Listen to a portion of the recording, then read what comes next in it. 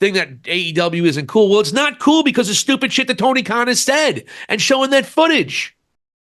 I sponsor Cheap Pops here on the air. Hi, sponsor Cheap Pops. Orange Cassidy getting counseled by Don Callis of all people, la-di-da-di. That must have made your dick itch. After the Bucks, I think Cassidy would be there as your least liked wrestler in the company. He's up there, but the thing is, when I see this, I mean, I know Callis is turning on him, and it's going to be Trent and the Don Callis family. And what's irritating to me is, like, I adore that faction.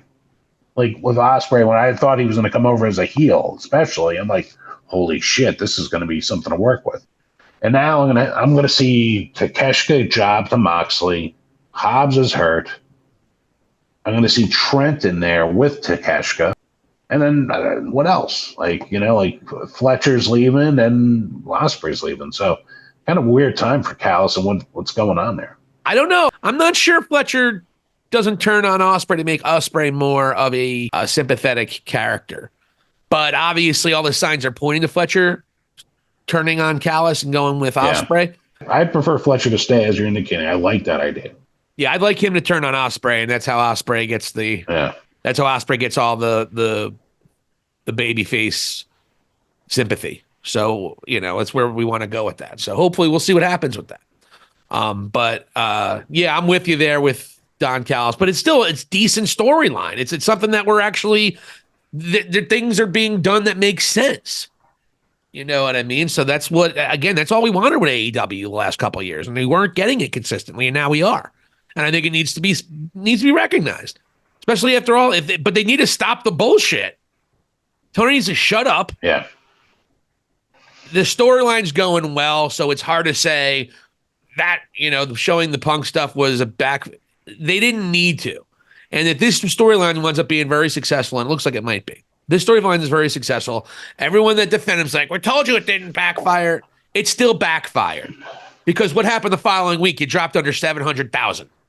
So it still backfired because people were pissed at you and didn't want to watch the show. And they didn't watch the last two episodes, which have been really good because you aired that stupid footage. You could have told this story without showing that footage. So you could sit there. If this storyline winds up being really good, I still don't want to hear that bullshit that showing the footage was a good idea. It wasn't. It was stupid. Let's not go crazy. They need to stop that bullshit and just do what they're supposed to do. And that's be a great alternative to WWE that tell good stories and have the best top tier wrestling on the planet. Just don't have your mid-card women wrestle too often. You'll be in trouble then. Let me ask you this. Did you happen to see the Uncle Dave Meltzer quote about this angle? No, I don't go out of my way to hear anything that he says, but what did he say? Obviously we could talk about it, but what did he say? Okay. Yeah. Just because, you and I realized, sort of like in the Department of Propaganda there for Tony, if they had done, this is quote unquote, if they had done this angle 2 years ago, it would have been a huge success. Right now, because AEW is considered uncool by a lot of people, when you're uncool, even when you do good stuff, it doesn't work nearly as well, especially when you're a deep number two. In some ways, I get what he's saying. It pains me to give him some credit, but this would have been gangbusters if they actually had all the parties in there with FTR and Punk and just seeing what we saw scratch the surface here on Dynamite most recently. If you had that real sort of hatred with each other, like that would have been great TV. But I'm happy with what I'm seeing already. I'm not shitting on it.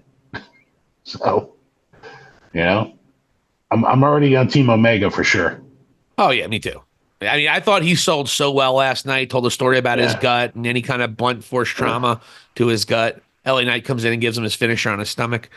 But no, but I'm with you. I thought it was great. I just think I get what he's saying, but I mean, talk about master of the obvious. Well, no shit.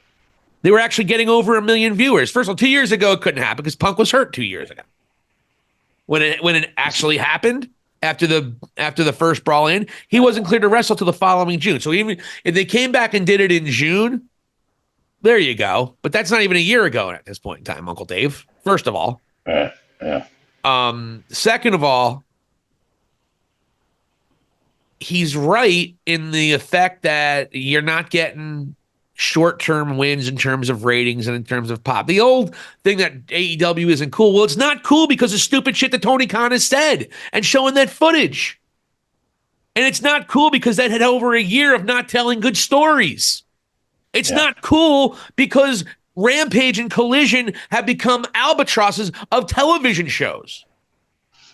That's why it's not cool. They have their own stuff to. It's not because of people just magically had this thing like, oh, we don't think it's cool anymore, so we're not going to like it. That's it. It's their own fault why it's not cool. Right.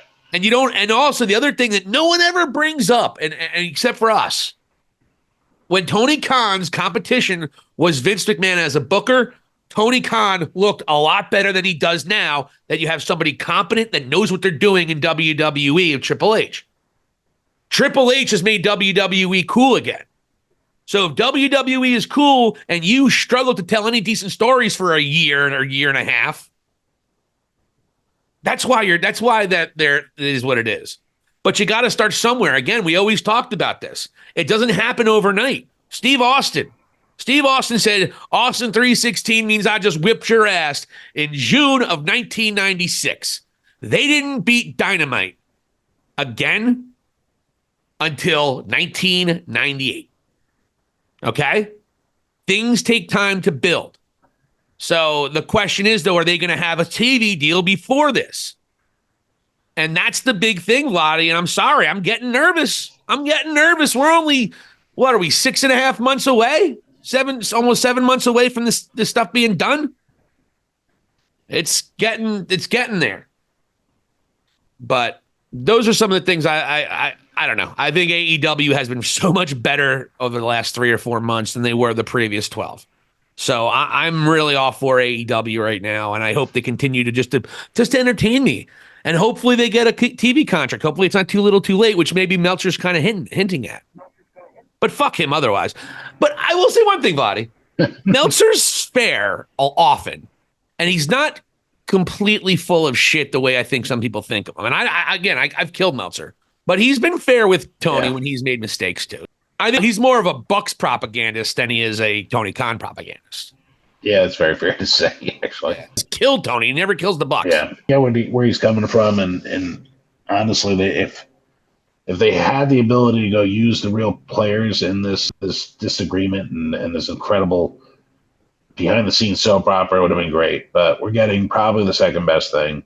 You mentioning Hangman, that definitely seems like that would be an obvious sort of choice and to bring back into this mix. And then you see the evolution of these guys as friendships and, their careers basically being intertwined. This is why I think Hangman's coming back as a heel, though. Who does he hate more than anybody? Swerve. And who was calling out the Young Bucks last night? Swerve. Yeah. So I would doubt. So I think that tells me Hangman's going to be, his suspension is going to be lifted and he's going to be with the Elite. Well, I felt like when the EVPs were saying, hey, we're going to go, we're going to send somebody out there, and what they were saying, I felt like they were alluding to Hangman. Hangman versus Swerve. Yeah, gotcha. Yeah. So I thought maybe Hangman might be the guy, but then here came out Christian, and which I was happy with. I love Christian. Glad I'm back. And I thought it was amusing how the crowd went to Christian's lap. They started chanting for him. I'm like, that's not quite the reaction we want to get at this moment, but they worked through it. But again, that's good. It's crowd for Christian. Yeah, and I'm wondering if Swerve gets the main event. Swerve and Christian get the main event for Double or Nothing. We'll have to see what else is going on. I think they would. I would suggest they probably will, depending on. Or you might go whatever the Elite is going to be doing. Are you going to have I know Kenny shouldn't be back by Double or Nothing. No. So I wonder how they're going to play it out. If they're going to defend their tag title. It might be a tag title on, God help me, if it's a Jack Perry match. Nobody wants to see a Jack Perry match. Especially in the main event. And here's what I hope they don't do with Swerve is I hope they don't go and do the Hangman thing with Swerve. Like how Hangman had that title and it was almost like an afterthought. He wasn't necessarily main eventing I kind of want to see Swerve really obtain some new heights here, and I just don't want to see him being betrayed almost like an afterthought. Yeah, I'm with you. Yeah, Hangman definitely had the worst title reign of anybody. It wasn't even close. Easy. Yeah. I think Kenny, if you had to put a gun in my head, I think Kenny had the best reign. I know MJF was longer, but he had some struggles with that storyline. That storyline at the end was really just convoluted and did not land right. They didn't stick the landing at all. Nope. So he would have to say, and a lot of it was shoehorned. A lot of his matches were shoehorned toward the end. The whole Kenny Omega, like a 3-day build. Was a 3 or 4 day build to Kenny Omega MJF. I mean, come on. It was just, those are the kind of things of why people didn't think it was cool. Yeah. So I would say just Kenny. Then I would say probably Moxley, then Jericho. As far as your best world champions, then MJF. I mean, I don't know. Samoa Joe only had it for a couple months, so maybe you would put Samoa Joe after Hangman, because that wasn't much of a title reign at all. Yeah. He didn't defend it a lot either. I think he only defended like 4 or 5 times. I love Joe, but that was not a good that really wasn't a very good title run. It really wasn't. Yeah. But we'll see. Better than Bryan Danielson's. Thank you so much for watching High Spots and Cheap Pops. For Vladi Dottie, this is Silicon Steve Alley. Hit the subscribe button and let us know what you think. Thank you for watching, and here endeth the lesson.